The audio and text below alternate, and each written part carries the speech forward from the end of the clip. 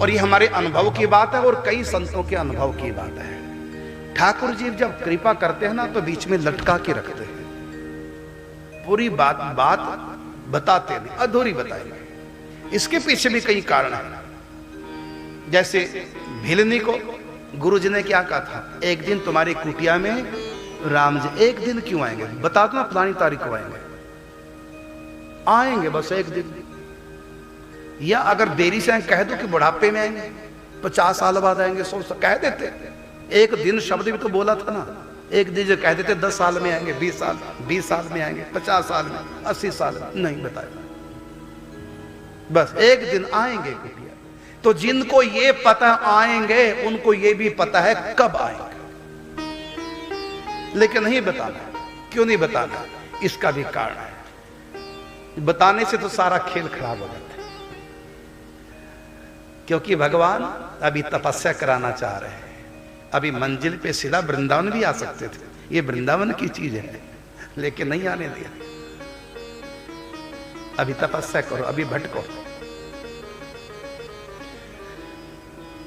और इसका दूसरा कारण है प्रतीक्षा।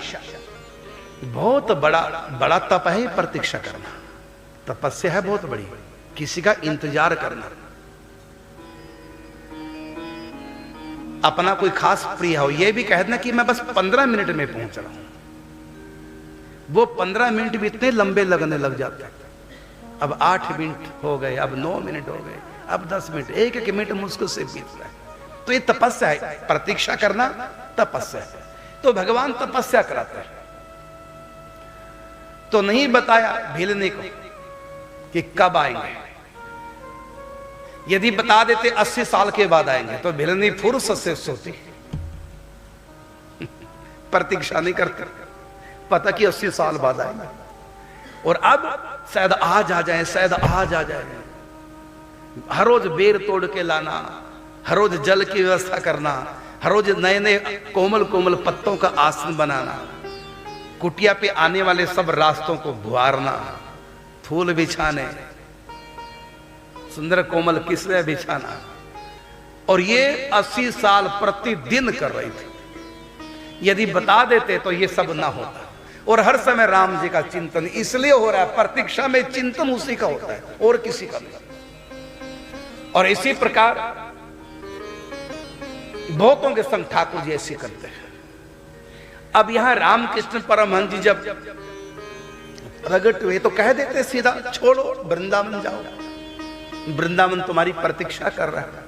नहीं बताया, ये भी नहीं कहा कि मेरे पास आ जाओ। उस समय तो यद्यपि शरीर छोड़ चुके थे, लेकिन जो उनका स्थान है कुछ नहीं बताया। बस चले आओ, छोड़ दो सब कुछ। अब कहां चले आओ, छोड़ना तो पक्का हो गया, लेकिन जाना कहां ये नहीं बताया, क्योंकि अभी तप कराना है, अभी जीवन को कसना है, अभी ठोर ठिकाना इनको नहीं बताना।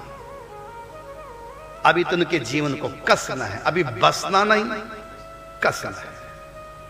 कसे बिना बस नहीं पाएंगे। बस से याद आ गया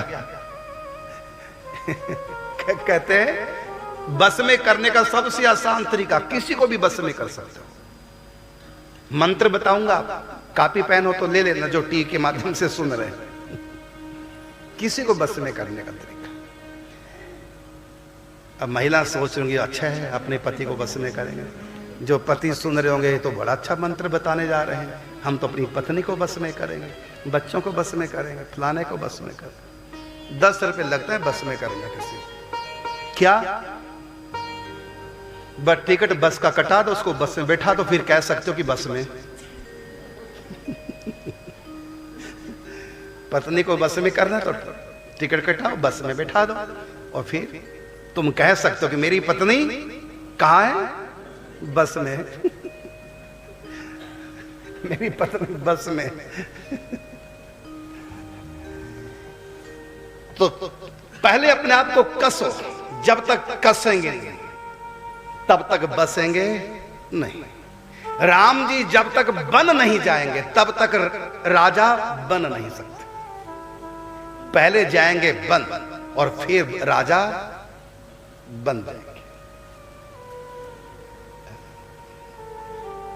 तो बने बिना, कसे बिना अपने आप को बसेंगे नहीं। इसलिए कहा खूब पसीना बहाइए और फिर आराम से बैठ के खाइए। तो इनसे तपस्या करानी